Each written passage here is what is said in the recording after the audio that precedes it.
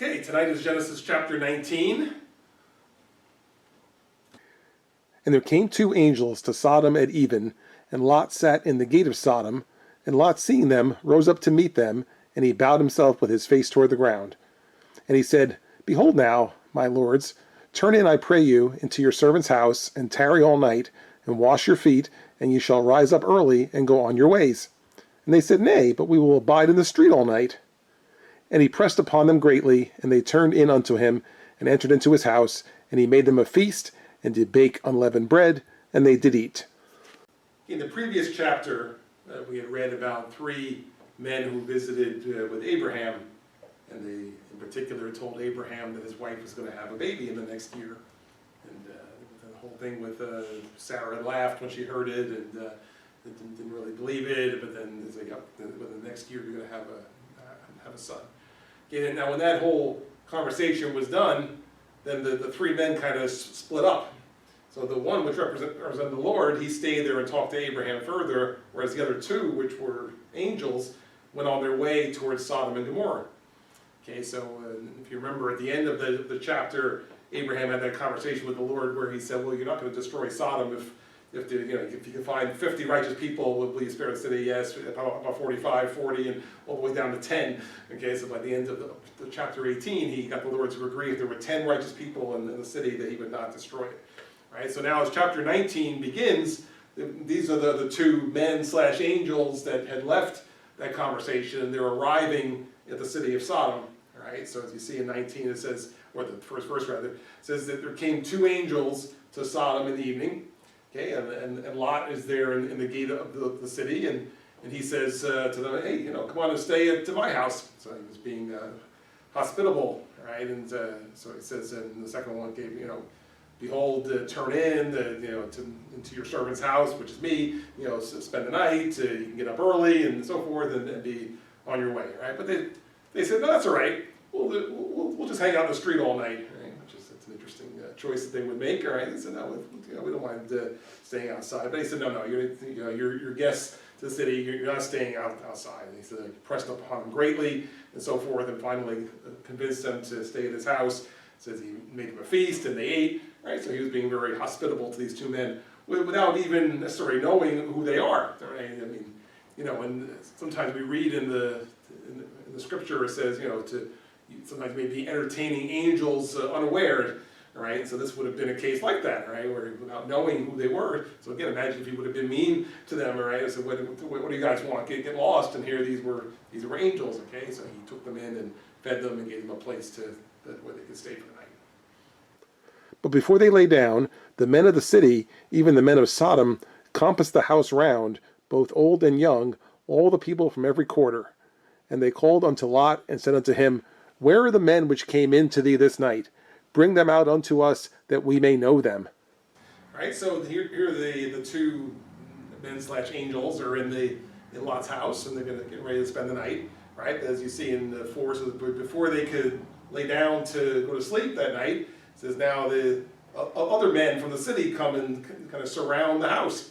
Now, if you remember that Sodom was, it was said that was an evil place. All right, a lot of sinful people. I mean, God's getting ready to consider destroying the city, so clearly it was filled with sinful people. Right, so it says here, it says the men of the city, the men of Sodom, it says compass the house round, both old and young. All right, so they're all coming to the house. Where they saw these two men go in, or they heard there's two strangers in town, right? And you see what they say in 5. It says they called unto Lot and said, hey, where are those two guys who just came? Send them out so we can know them. Now, if you recall, in the Old Testament in particular, right, when it says that somebody knows somebody, all right, it doesn't mean getting to know them, all right, it means to have sex with them. Right, like when Adam knew Eve, his wife, and then she conceived and had a son, and so forth. All right, so these are they're gay men, okay? The homosexuals that said, send them out. I mean, basically they were looking to gang rape them, all right? And so because it was an evil place, all right, an evil city. So this is what they were looking for. Now, in all fairness, these men were evil, right? And now it doesn't necessarily mean that every person who's homosexual is looking to gang rape people, all right? And so let's not take it out to that, all right? But these were evil people, all right? So they were ready to basically do this to these men, and here they just came into town, and this was what they wanted, all right? So they're saying, hey, send them out, because we got something we want to do with them. So again, you can kind of get a feel for the evilness of the city. Okay, you can imagine that, right? Guests in your house that pound them on the door, send them out, and this is what Lot had to deal with. And Lot went out at the door unto them, and shut the door after him, and said, I pray you, brethren, do not so wickedly. Behold now, I have 2 daughters, which have not known man. Let me, I pray you, bring them out unto you, and do ye to them as is good in your eyes. Only unto these men do nothing, for therefore came they under the shadow of my roof. So here's Lot in his house, and he hears these men banging on the door, so send out those 2 guys. All right, so instead Lot goes outside. Right, it says Lot went out the door, shut the door behind him. All right, and he's going to try to talk to them. I mean, these are presumably people maybe who he knows, or at least he knows who they are. And so he says, "Come on now, don't be so wicked here, right?" And the offers him in verse 8 is very unusual, all right, and we'll talk about it in a minute, but. What he says is, I have 2 virgin daughters here, all right? It says 2 daughters who have not known man. I'll send them out, all right? I'll send them out, and you can do whatever you want with them, but don't mess with these 2 guys who are in my house, all right? Now, whether he knew they were angels, it doesn't say, all right? But he was willing to offer up his 2 daughters in place of the 2 men. Now, again, you read that and you say, well, how horrible, right? That he would offer his daughters for that, which it is. But it could be maybe he knew who they were, and so I guess he maybe knew that they wouldn't be of interest, the 2 daughters. So, but then I guess on the flip side, why would he bother to offer them then if he knew that they were going to say no anyhow? But that's what he offered. That's how much he wanted to protect these 2 men, and maybe he knew they were angels. He said, I'd sooner you assault my daughters than try to assault these men in the way that you're saying that you want to. And they said, Stand back. And they said again, This one fellow came in to sojourn, and he will needs be a judge. Now will we deal worse with thee than with them. And they pressed sore upon the man, even Lot, and came near to break the door. But the men put forth their hand, and pulled Lot into the house to them, and shut to the door. And they smote the men that were at the door of the house with blindness, both small and great, so that they wearied themselves to find the door. As the adventure continues now, right? So here's Lot outside, and saying, I don't want you to touch these 2 men. I'll offer you my daughters. And they said in verse 9, stand back. That's not who we want. And now they're talking about Lot. It says this guy who's just maybe even just passing through town. He hasn't even lived here his whole life, and now he's going to try to judge us. He says, hey, we'll deal worse with you than with them if you don't get out of the way. All right. So they pressed sore upon Lot and came near to break the door down, ready to break the door down. So at this moment, you try to picture the 2 angels who are in the house hearing this, so they yank open the door, they pull Lot in, and they slam the door shut, right, and to kind of save him. And it says they smote the 2 men with blindness, or not the 2 men, they smote the men who were outside the house so that they were blind, such that now they could no longer find even where the door was to continue with this assault on the house. All right, so again, underscoring that they were angels, not just regular men, because they were able to strike them blind. So now they couldn't give them the same kind of trouble anymore to try to bring peace to this particular episode and then get through the night this way. And the men said unto Lot, Hast thou here any besides son-in-law, and thy sons, and thy daughters, and whatsoever thou hast in the city? Bring them out of this place. For we will destroy this place, because the cry of them is waxen great before the face of the Lord, and the Lord hath sent us to destroy it. And Lot went out, and spake unto his sons-in-law, which married his daughters, and said, Up, get you out of this place, for the Lord will destroy this city. But he seemed as one that mocked unto his sons-in-law. Right, so now if you remember, the angels were sent here more or less to decide what to do. Okay, I mean, in the previous chapter where it mentioned this, it said basically that the Lord said he heard that Sodom was a bad city. Right, now, of course, again, God would know really what's good or bad, but he was gets the benefit of the doubt. We'll send the angels there, and they can witness for themselves what's going on. Right, well. By this point, they saw everything they needed to see, right? I mean, here we just arrived in town, and they're ready to break the door down and gang rape us, all right? Well, clearly these are wicked. These are wicked people, all right? So now the decision is made. So in 12, the men said to Lot, okay, who else lives here? You know, because we got to come up with an escape plan now for those who we want to save. So he says, do you have any sons or sons-in-law? You know, we already heard you have 2 daughters, because you were ready to offer them up to the mob, right? So do you have any other family here? Because we need to get them out of the city and to get them out of this place, all right? And because in 13 it says we're going to destroy this place. The cry come up before the face of the Lord, right? And so that we want you to be able to rescue your family. Right? So in 14 it says now Lot is considered what he has. So he has no sons. So he has 2 daughters, and so he goes to his sons-in-law, which married his daughters, and said, come on, we're going to be leaving from here. And now you see what their reaction was. It says at the end of 14, he seemed as one that mocked unto his sons-in-law. That they thought he was joking, right? Yeah, right. The city's going to be destroyed, really, right? So they didn't take him seriously. So they're clearly not going to go with him. Now, as I read this, though, right, it's one little thing. I mean, it's not a major point, but you know, he refers to them as his sons-in-law, right, and that they were married, right. But it would seem to me that they weren't really fully married yet, as far as we can tell, right. Since in the earlier verse he said his daughters had not yet known man, right, so they were still virgins. So the fact that that these men were hearing, even though they refer to his sons-in-law. Now, if you remember that a lot of times that being engaged was considered the same thing as being married, all right, and just until the actual wedding time came, that's when it would be consummated. So I'm assuming that's really what was happening here, is that these were already betrothed and on their way to officially being married, but it was so automatic, especially since it was all arranged. So it's not like you could say, well, what happens if they break up? That's not an option, right? I mean, it's signed, sealed, and then it's going to happen. So it's just a matter of time. So that would be my guess at this point, right? Because it said that they had no man, but yet it refers to these as his sons-in-law, but it's not going to matter anyway, because they're not going, right? Because they're not taking it seriously, and they don't want to be part of this. And when the morning arose, then the angels hastened Lot, saying, Arise, take thy wife and thy 2 daughters which are here, lest thou be consumed in the iniquity of the city. And while he lingered, the men laid hold upon his hand, and upon the hand of his wife, and upon the hand of his 2 daughters, the Lord being merciful unto them, and they brought him forth, and set him without the city. And it came to pass, when they had brought them forth abroad, that he said, Escape for thy life, look not behind thee, neither stay thou in all the plain, escape to the mountain, lest thou be consumed. All right, so now it's the next morning, and in 15 it says, when the morning came, the angels said to Lot, come on, let's get going, all right? Get up, get your wife, your 2 daughters, and we got to go, right? Because today's the day. The city's going to be destroyed today, so you can't hang around, you can't linger. We got to go, right? So 16 it says, while he lingered, it says, the men took his hand, his wife, his daughters. Come on, let's go. All right, it's going to happen really probably like almost any minute. So we need to go like right now.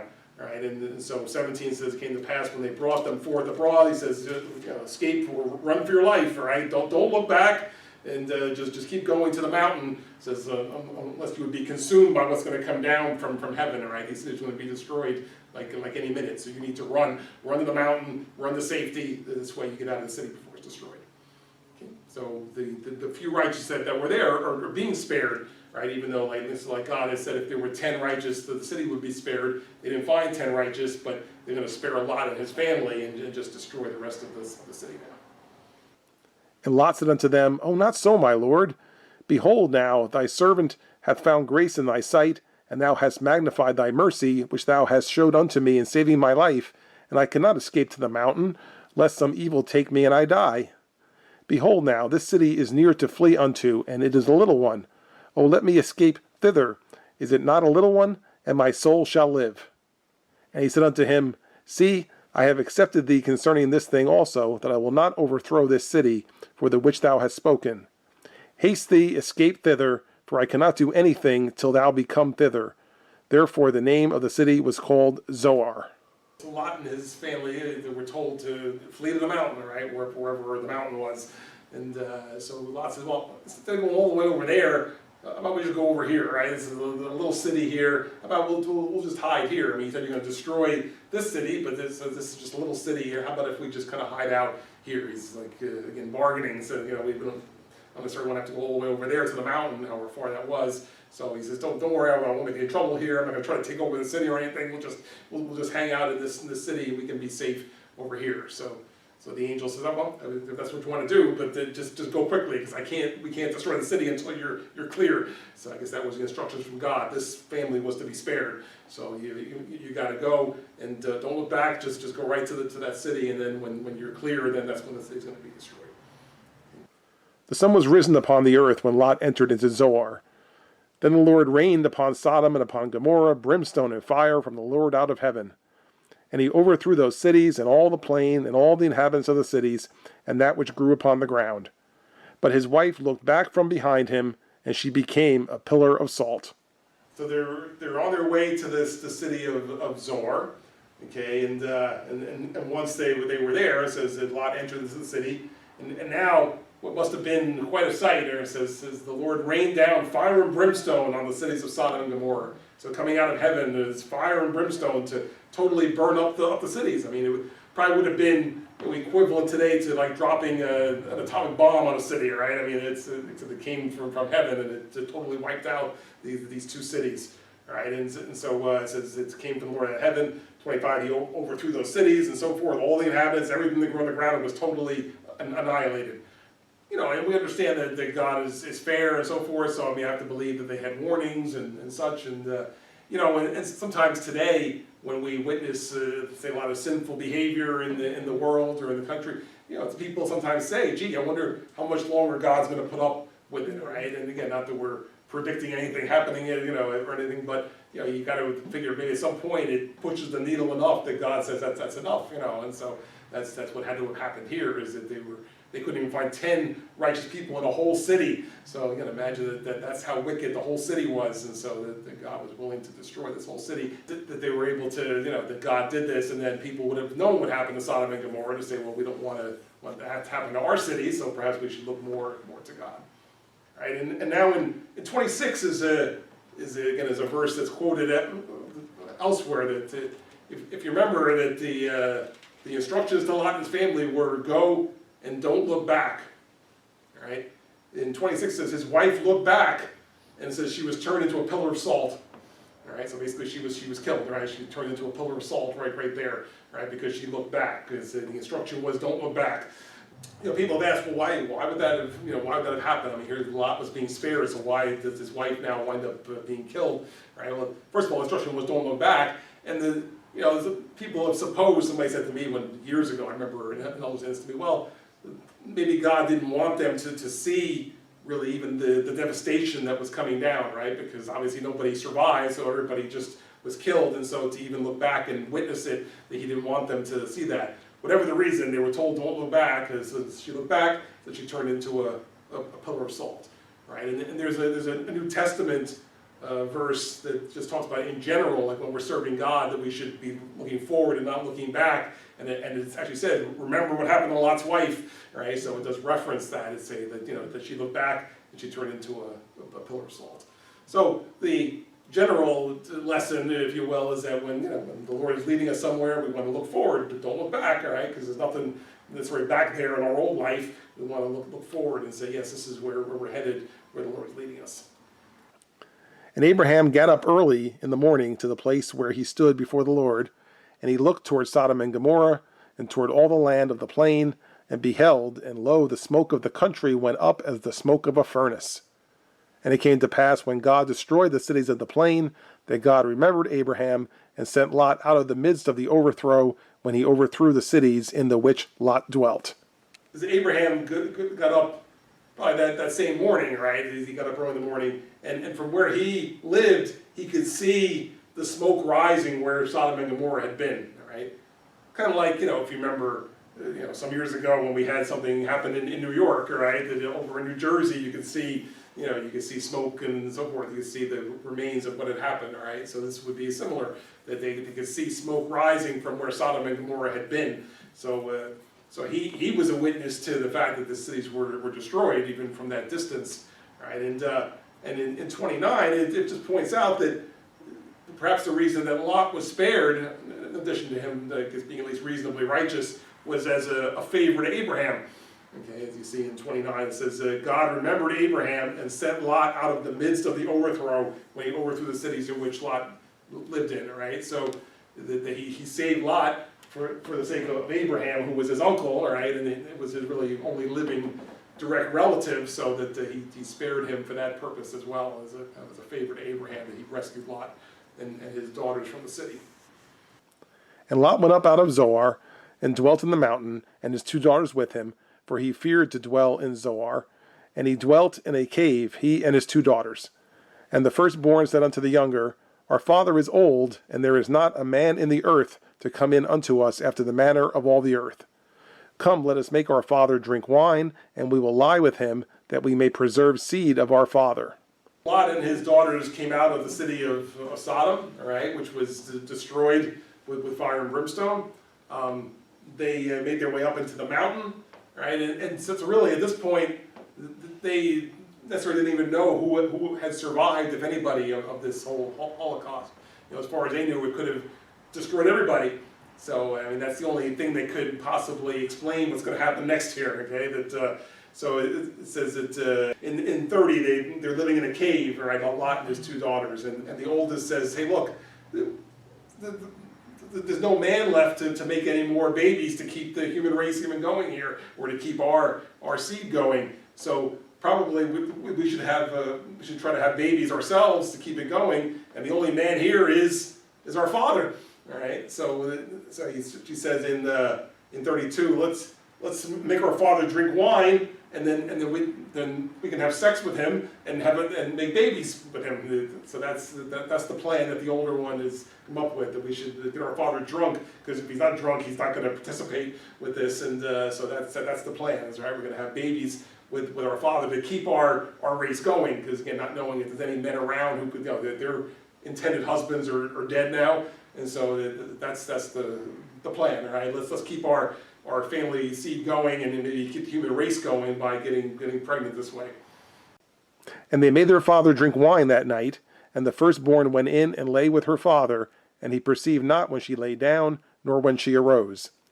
And it came to pass on the morrow, that the firstborn said unto the younger, Behold, I lay yesternight with my father. Let us make him drink wine this night also, and go thou in, and lie with him, that we may preserve seed of our father. And they made their father drink wine that night also, and the younger arose and lay with him, and he perceived not when she lay down, nor when she arose. So the plan is carried out in these verses, right? In 33, it says they get him drunk the first night. The oldest goes and lays down with him, all right? And so she's in bed with him, and then the next morning she tells her younger sister, okay, I did my part last night, now tonight's your turn. So they do it again the second night, and now the younger one goes in. And so apparently he was able to get so drunk that he didn't even know what was going on. Right? He says he didn't know when the girl came in or left or anything. So of course that it would make me wonder again, in terms of other things. I mean, how he was able to do what he needed to do there, right? If he didn't even know what was going on. But this is what's recorded, right? That somehow they were able to make this happen on consecutive nights, so that they each had this time with him, so that they could try to make babies and keep their race going. Thus were both the daughters of Lot with child by their father. And the firstborn bare a son, and called his name Moab. The same is the father of the Moabites unto this day. And the younger she also bare a son, and called his name Ben-Ammi. The same is the father of the children of Ammon unto this day.